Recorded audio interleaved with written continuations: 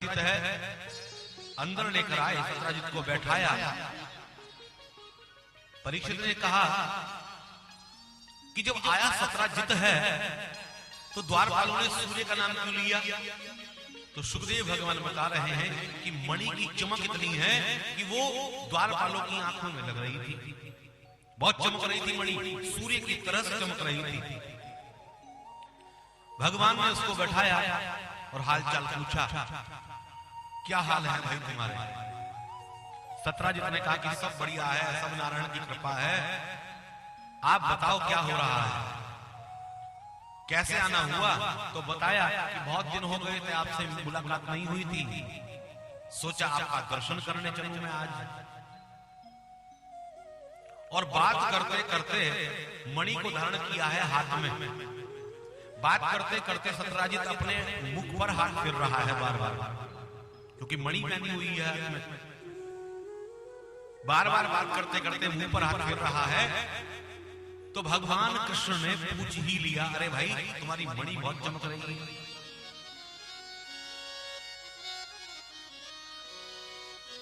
तुम्हारी मणि बहुत चमक रही है, कहां से मिली तुम्हें ये मणि?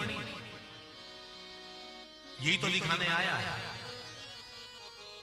यही तो बताने आया है कि मेरे पास ऐसी मणि है। तो बताया भगवान सूर्य का मैं उपासक हूं, भगवान सूर्य की उपासना करता हूं और भगवान सूर्य ने प्रसन्न होकर मुझे ये मणि प्रदान कराई है। और इसकी विशेषता है कि 8 भार सोना रोज निकलता है इससे। भगवान द्वारकाधीश ने कहा 8 भार सोना रोज, कि हाँ रोज आता है इससे। तो भाई तुम इतने सोने का करते क्या हो? सत्राजित ने कहा करना क्या था, मेरे भंडार भर रहे हैं। तो भगवान द्वारकाधीश ने कहा, अरे भाई फिर तो इस मणि को तुम राजकोष में जमा करा दो, क्योंकि राजकोष में ऐसी चीज होगी तो कोई गरीब नहीं रहेगा, प्रजा का पालन हो जाएगा। फिर तो सत्राजित को लगा, ओहो मैं तो मणि दिखाने के लिए आया था, इनको तो मेरी मणि देखकर लालच आ रहा है। कहा कि नहीं नहीं, मैं मणि किसी को दे नहीं सकता, ये तो भगवान सूर्य का मुझे प्रसाद है। तो मानो सुखदेव जी बता रहे हैं, परीक्षित हमारे पास भी कोई ऐसा स्थान हो या कोई ऐसी चीज हो जो जन कल्याण के काम आ जाए तो उसका दान कर देना चाहिए। जैसे ये भवन बना हुआ है ना, कितना सुंदर, कभी कथाएं होती हैं, कभी कीर्तन होता है, कभी सत्संग होता है, कभी भंडारा होता होगा, तो जनता के काम आ रही है जगह। माताजी ने व्यवस्था बहुत सुंदर बनाई है, सामने भगवती का दर्शन और कोई कार्यक्रम करना हो तो उसके लिए भवन, कितना बढ़िया उद्देश्य है। कोई भी आकर भक्त माताजी के विनती करे कि भाई हम यहाँ पर सत्संग करना चाहते हैं या कोई कार्यक्रम करना चाहते हैं, तो जनता के लिए ये स्थान बना हुआ है। कितने सुंदर सुंदर यहाँ काम हो रहे हैं। तो बताया कि कोई आपके पास ऐसी चीज हो जो आपके काम ना आ रही हो और आप उसको दान कर दो, ताकि मंदिर बन जाए, आश्रम बन जाए, किसी का काम चल जाए, कोई जगह ऐसी हो, कोई वस्तु ऐसी हो या कोई चीज ऐसी हो। तो सत्राजित ने मना कर दिया और सत्राजित के मन में विचार आया कि अगर तू यहां बैठा रहा तो ये अपने नाम का कृष्ण है, ये तुझसे मणि लेकर रहेगा। तुरंत जल्दी से बात निपटाई और कहा, अच्छा मुझे तो कुछ काम याद आ गया, मैं फिर आऊंगा। भगवान ने कहा चलो भाई मणि नहीं देनी मत दो, लेकिन आना जाना बंद मत कर देना, मित्रता बनाए रखना। होता है ना संसार में, कभी किसी से कोई मदद मांग लो आप, जब तक मदद नहीं मांगी तो खूब बात बनती है, लेकिन संसार में किसी से आप मदद मांग लो फिर क्या होता है, मदद नहीं होती, लेकिन फिर क्या होता है, व्यक्ति फोन भी नहीं उठाता, आना जाना बंद कर देता है। तो उसी तरह से सत्राजित अपने घर चला गया। इधर सुखदेव जी बता रहे हैं कि सत्राजित का एक छोटा भाई है जिसका नाम है प्रसेन। प्रसेन जो है मणि को धारण कर कर अपने भाई से कहा कि भाई साहब आप कहो तो ये मणि को मैं पहन लूं थोड़े टाइम के लिए। तो सत्राजित ने कहा कि भाई पहन लो, लेकिन सावधान रहना, कुछ लोगों की नजर है इसके ऊपर। कहा कि चिंता मत करो। और प्रसेन मणि को पहनकर शिकार खेलने चला गया और घटना घट गई, खुद शिकार हो गया। 2 दिन हो गए जब लौट कर नहीं आया तो चिंता हुई सत्राजित को कि भाई मेरा छोटा भाई प्रसेन मणि को पहनकर गया था, लौट कर नहीं आया, हो ना हो मेरे भाई का हरण इस द्वारकाधीश नहीं कराया होगा, क्योंकि मणि मुझसे मांग रहे थे और मणि प्रसेन पहनकर गया है। बिना विचारे आरोप लगा दिया भगवान के ऊपर कि हो ना हो यही चोर है, बचपन की आदतें कभी जाती थोड़ी। मन में विचार कर रहा है सत्राजित, और मन में विचार करने के बाद रात्रि में बैठा है। सत्राजित की पत्नी आई, पत्नी भी परेशान है कि भाई कहां गायब हो गए छोटे भाई प्रसेन, अब तक लौट कर नहीं आए। सब जगह पता लगवाया लेकिन पता नहीं चला। तो सत्राजित ने कह दिया मैं जानता हूं मेरे भाई का हरण किसने कराया होगा। किसने? ये है ना द्वारकाधीश। द्वारकाधीश मुझसे मणि मांग रहे थे, मैंने मणि देने के लिए मना कर दिया था, तो इनकी नजर किस मणि के ऊपर, इन्होंने मेरे भाई का हरण करा लिया होगा, क्योंकि चोर है ना ये।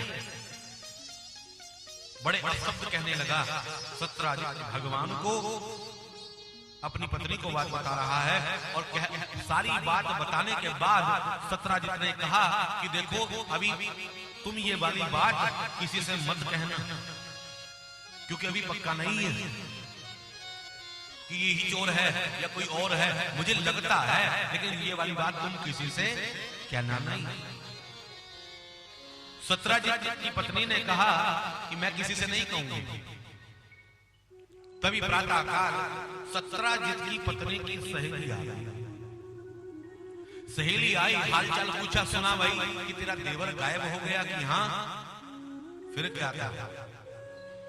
सत्राजित की पत्नी ने कह दिया कि वो तो गायब हो गए, लेकिन बहन एक बात का पता चला है।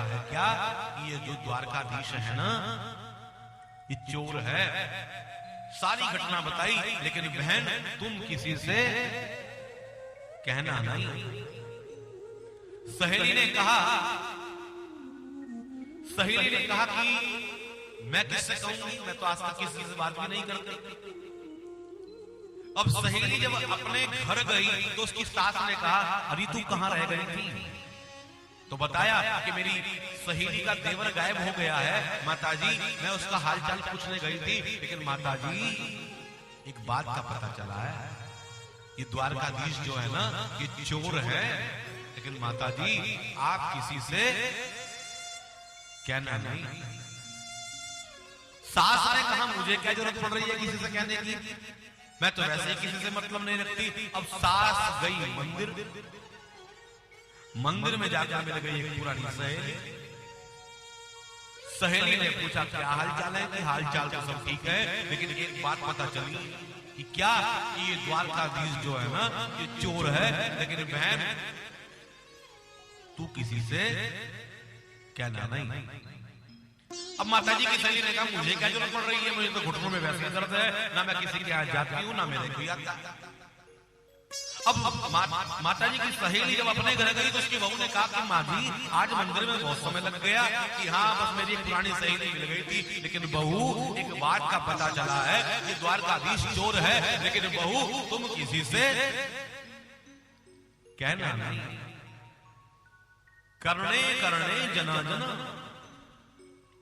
एक कान से दूसरे कान में बात चली गई, एक दूसरे कान से तीसरे कान में बात चली गई, और धीरे धीरे धीरे ये बात रुक्मणी तक चली गई। और रुक्मणी को जिसने बताई उसने भी यही कहा कि बहन तुम किसी से कहना नहीं, स्वभाव है। शास्त्र कहते हैं कि स्त्री को शाप लगा हुआ है। भाई आज तो 7वां दिन है ना, कथा विश्राम लेने वाली है। अगर पहले दिन सुना था ये श्राप, तो भीड़ कहां होती? भाई महिलाओं की बात है, क्योंकि कथाओं में तो महिलाओं की भीड़ होती है, पुरुषों की तो भीड़ कम ही रहती है। हमारा तो जो बल है वो महिला है, शक्ति है, वो जगदम्बा का रूप है। तो बताया ये शाप लगा है महिला को कि वो कोई भी रहस्य अपने हृदय में ज्यादा दिनों तक छिपाकर नहीं रख सकती।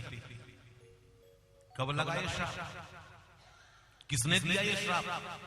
तो बताया कि जब महाभारत का युद्ध पूर्ण हो गया, युधिष्ठिर पिंड बना रहा था, अपने पूर्वजों के पिंड दान कर रहा था, तो कुंती ने कहा कि एक पिंड और बनाओ। एक पिंड क्यों?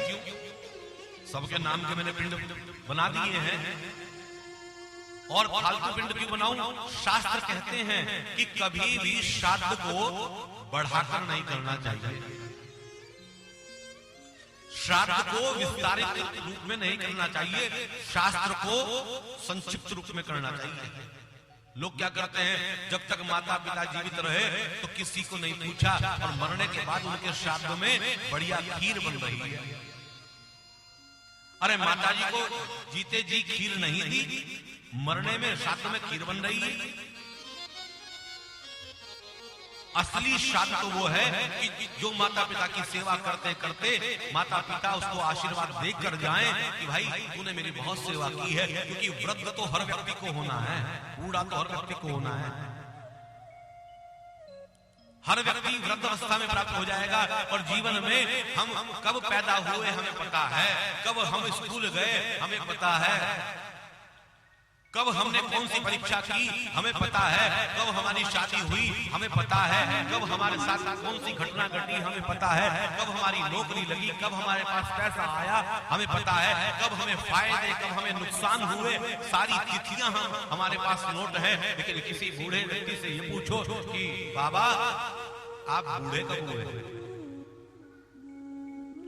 तो वो कहेगा पता नहीं, अभी कल की ही तो बात थी जब मैं नाचा करता था, झूमा करता था, अब मेरी पांव उठते ही नहीं, न जाने